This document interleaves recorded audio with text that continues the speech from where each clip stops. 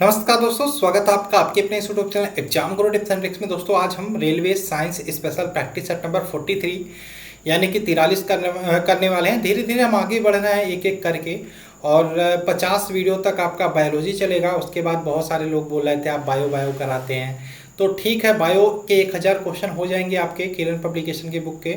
उसके बाद हम फिजिक्स और केमिस्ट्री 50 वीडियो में कंप्लीट करा देंगे, ठीक है। तो आप लोगों से मैं कहना चाहता हूं, जो लोग अभी भी जुड़े हैं, पहला काम चैनल को सब्सक्राइब कर लें। ये वाली पूरी सीरीज आपकी 100 वीडियो की होगी। आप इसको देख लेते हैं आसानी से। आपका अगर जो साइंस का प्रैक्टिस सेट अटेम्प्ट करते हैं 25 में, आसानी से आपका 17-18 होने लगेगा। और एग्जाम से पहले मैं बहुत सारी चीज़ें कराने वाला हूँ। एनसीईआरटी की एक सीरीज लेकर आऊँगा, ठीक है। उसमें बायोलॉजी के 100, फिजिक्स के 100, केमिस्ट्री के 100 मोस्ट इंपॉर्टेंट क्वेश्चन कराऊंगा। उसके बाद ये सीरीज जैसे ही खत्म होगी, एनसीईआरटी का एक और सीरीज में स्टार्ट करूंगा, ठीक है। उसमें सिर्फ मोस्ट इंपॉर्टेंट एनसीईआरटी ही कराऊंगा, ठीक है। तो चलिए शुरू करते हैं, ज़्यादा टाइम वेस्ट नहीं करेंगे। साथ में हमारा ये वाला पीडीएफ भी लेके पढ़ सकते हो, लिंक आपको डिस्क्रिप्शन में मिल जाएगा। चैप्टर वाइज सारी चीज़ें इसमें दी गई हैं, अलग अलग physics, chemistry, biology 1 liner question मिलेंगे। साथ में अलग अलग 500 मोस्ट इंपॉर्टेंट क्वेश्चन भी आपको देखने को मिल जाएंगे। लगभग 3500 से ज़्यादा 1 लाइनर प्रश्नों का संग्रह है इस पीडीएफ में, ठीक है। कहाँ से मिलेगा, लिंक आपको डिस्क्रिप्शन में मिल जाएगा, ठीक है। तो चलिए शुरू करते हैं। पहला प्रश्न आपके सामने स्क्रीन पर आ गया। क्वेश्चन आपका, जैव पुष्टिकरण तकनीक में पादप प्रजनक किसे दूर करने के लिए प्रजनन तकनीक का प्रयोग किया जाता है, ठीक है। तो जैव पुष्टिकरण, यहाँ पे शब्द स्पष्ट होना चाहिए। जैव पुष्टिकरण की बात करें, बायो फोर्टिफिकेशन होता है इसकी इंग्लिश में, अंग्रेजी में बात करें बायो फोर्टिफिकेशन। इसका तात्पर्य ये होता है कि पोषक तत्व से परिपूर्ण भोजन उत्पादन करना। किससे? पोषक तत्वों से परिपूर्ण भोजन का उत्पादन करना। और इसमें आपको पता है बहुत सारी चीज़ें ऐसी होती है, फसलों में बहुत सारी चीज़ें डाली जाती हैं जिससे पोषक तत्व नष्ट हो जाते हैं, ठीक है। तो एक बात आप हमेशा ध्यान रखना, कोई भी फसल अच्छी कब होगी, पोषक तत्वों से भरपूर कब होगी, ठीक है। जब उसमें आयरन होगा, जो भी चीज़ें होती हैं होनी चाहिए, जिंक होगा, विटामिन ए होगा, सारी चीज़ें होंगी जो जरूरी है ह्यूमन मानव के लिए, मनुष्य के लिए, तो वो कह सकते हैं पोषक तत्वों से भरपूर है, ठीक है। तो ध्यान रखना है यहाँ पे, ये जो तकनीक है इसमें क्या किया जाता है, जो सूक्ष्म पोषक तत्व उसमें विटामिन की जो कमी होती है उसी को दूर करने के लिए ये तकनीक का उपयोग किया जाता है। जैसे आपने देखा होगा चावल में विटामिन ए नहीं होता था, लेकिन उसी में एक प्रजाति विकसित की गई जिसे हम बोलते हैं सुनहरा चावल। जो सुनहरा चावल होता है उसमें विटामिन ए पाया जाता है, ठीक है। तो ये तकनीक होती है जैव पुष्टिकरण तकनीक में पादप प्रजनक, ठीक है। तो यहाँ पे इसका आंसर हो जाएगा ऑप्शन नंबर सी। किसे दूर करने के लिए इसे किया जाता है, तो सूक्ष्म पोषक और विटामिन की कमी को दूर करने के लिए इस तकनीक को किया जाता है। आगे बात करें क्वेश्चन नंबर 2, विरंजक पाउडर में किसको मिलाने से विरंजक पाउडर को तैयार करने के लिए प्रयुक्त होने वाली गैस कौन सी है, यानी कि विरंजक पाउडर तैयार करने के लिए कौन सी गैस मिलाई जाती है। तो विरंजक पाउडर का आपको फॉर्मूला पता होना चाहिए, क्या होता है, CaCO2, ठीक है। ये हो गया CaCO2 आपका ये विरंजक पाउडर का केमिकल नाम या रासायनिक नाम हो गया विरंजक चूर्ण, ठीक है। क्या? विरंजक चूर्ण। अब इसमें पूछा है कौन सी गैस मिलाने से प्राप्त होता है। ध्यान रखना, जब भी आप बुझा चूना में क्या मिलाओगे, क्लोरीन मिलाओगे, तब आपको क्या मिलेगा, एक तो विरंजक चूर्ण मिलेगा, साथ में आपको H2O या जल मिलेगा, ठीक है। तो बुझा चूना का रासायनिक नाम क्या होता है, CaOH का होल ट्वाइस हो जाएगा, प्लस क्लोरीन का क्या होता है, Cl2। इसको मिलाने से आपका बुझा हुआ चूना तथा आपका H2O प्राप्त हो जाता है, यानी कि क्लोरीन गैस मिलाने पे यहाँ पे विरंजक चूर्ण प्राप्त होता है। तो ऑप्शन नंबर डी इसका राइट आंसर हो जाएगा। आगे बात करें क्वेश्चन नंबर 3। क्वेश्चन आपका, कचरा प्रबंधन की उस प्रणाली को क्या कहते हैं जिसमें सांद्रिक समुच्चय से हटाने या निष्प्रभावी करने के लिए सूक्ष्म जीवों का प्रयोग किया जाता है। तो इसको क्या बोलते हैं, इसको बोलते हैं जैव उपचारीकरण। क्या बोलते हैं, जैव उपचारीकरण, जिसको अंग्रेजी में बोलते हैं बायो रिमाइंडेशन, ठीक है। बायो रिमाइंडेशन या जैव उपचारीकरण, ऑप्शन नंबर सी। आइए बात करें क्वेश्चन नंबर 4 की। भारत में हरित क्रांति के जनक, इस क्वेश्चन को मैंने 3-4 बार बोला जब से ये बायोलॉजी खत्म हो रहा, अभी एनवायरनमेंट से रिलेटेड क्वेश्चंस मिल रहे हैं। तो भारत में हरित क्रांति के जनक माने जाते हैं, यहाँ पे ध्यान रखिएगा। भारत की बात करें तो भारत में है आपके MS स्वामीनाथन, MS स्वामीनाथन, ठीक है। और विश्व की बात करें तो विश्व में कौन होते हैं आपके, नॉर्मन बोरलॉग, नॉर्मन बोरलॉग, दोनों आपको ध्यान रखना है। अब यहाँ पे देखिए एम एस स्वामीनाथन कहीं मिल रहा है कि नहीं, नहीं मिल रहा है, ठीक है। अब एम एस स्वामीनाथन नहीं मिल रहा है, ठीक है, तो आप यहाँ पे नॉर्मन बोरलॉग लगा सकते हो, ठीक है, ऑप्शन नंबर बी। नहीं तो भारत में आपका एम एस स्वामीनाथन माने जाते हैं, और विश्व में पूछा जाए तो आपका कौन, नॉर्मन बोरलॉग, ठीक। आगे बात करें क्वेश्चन नंबर 4 का। 4 है ग्रीन हाउस प्रभाव का क्या अभिप्राय है। तो ग्रीन हाउस प्रभाव तब उत्पन्न होता है जब पृथ्वी का वायुमंडल निश्चित गैसों की उपस्थिति के कारण सौर विकिरण को रोक लेता है। तो क्या होता है, हमारी पृथ्वी क्या होती है, गर्म हो जाती है, ठीक है। तो कह सकते हो वायुमंडलीय गैसों के कारण सौर ऊर्जा को रोकना, ऑप्शन नंबर सी इसका राइट आंसर हो जाएगा। अब यहाँ पे ग्रीन हाउस प्रभाव पढ़ा, तो ग्रीन हाउस गैसें कौन कौन सी होती है, तो ध्यान रखना जो आपकी कार्बन डाइऑक्साइड होती है ये भी ग्रीन हाउस गैसें है, या फिर मीथेन हो गया ग्रीन हाउस गैसें है, नाइट्रस ऑक्साइड हो गया ग्रीन हाउस गैसें हैं, CFC हो गया क्लोरोफ्लोरोकार्बन, ये भी आपका ग्रीन हाउस गैसें हैं, ठीक है। तो ये हानिकारक होती हैं।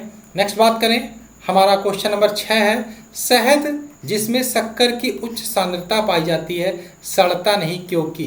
शहद आपको पता है जिसमें शक्कर यानी कि मीठा होता है, क्यों नहीं सड़ता, तो ध्यान रखना इसकी उच्च परासरणीय सामर्थ्य होती है जिसके कारण घोल से पानी निकल जाता है और जीवाणु सक्रिय अवस्था में जीवित नहीं रह पाते।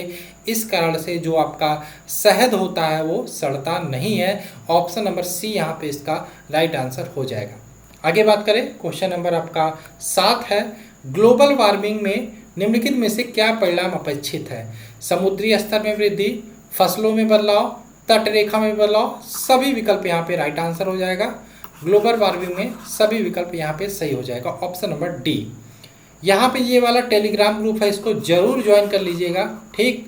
आगे बात करें क्वेश्चन नंबर 8, फसलों पर DDT का छिड़काव किस प्रकार का प्रदूषण उत्पन्न करता है। देखो आप पेड़ पौधे या फसलें उत्पन्न करते हो, उसमें कीटनाशक डालते हो, ये सारी चीज़ें ठीक है, अच्छी बात है, आप फसलों को बचाने के लिए करते हो, लेकिन कहीं ना कहीं नुकसान होता है, चाहे मिट्टी के लिए आपके, चाहे वायु प्रदूषण के लिए, चाहे आपको जब आप उस अनाज को खाते हो, ठीक है। तो यहाँ पे जब DDT का छिड़काव किया जाता है तो एक प्रकार का DDT की बात करें तो एक प्रकार का कार्बनिक प्रदूषण होता है। क्या, एक प्रकार का कार्बनिक प्रदूषण होता है। इसके अतिरिक्त जब भी इसका छिड़काव किया जाता है तो भूमिगत जल भी दूषित हो जाता है मिट्टी के साथ साथ, ठीक है।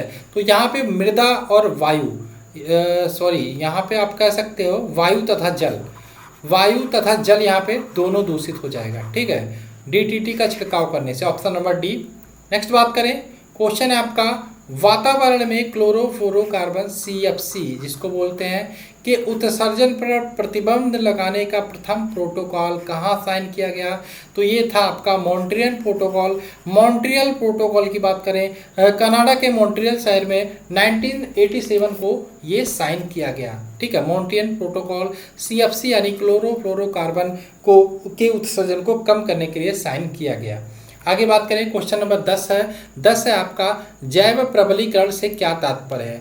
जैव प्रबलीकरण की बात करें तो यहाँ पे ध्यान रखना इसका तात्पर्य है फसलों की पौष्टिकता के संवर्धन की उत्पादन पद्धति, ठीक है। तो यहाँ पे ध्यान रखना ऑप्शन नंबर ए इसका राइट आंसर हो जाएगा। कुछ क्वेश्चन होंगे जो आपको रटने पड़ेंगे, कुछ क्वेश्चन को आपको याद करने पड़ेंगे, ठीक है।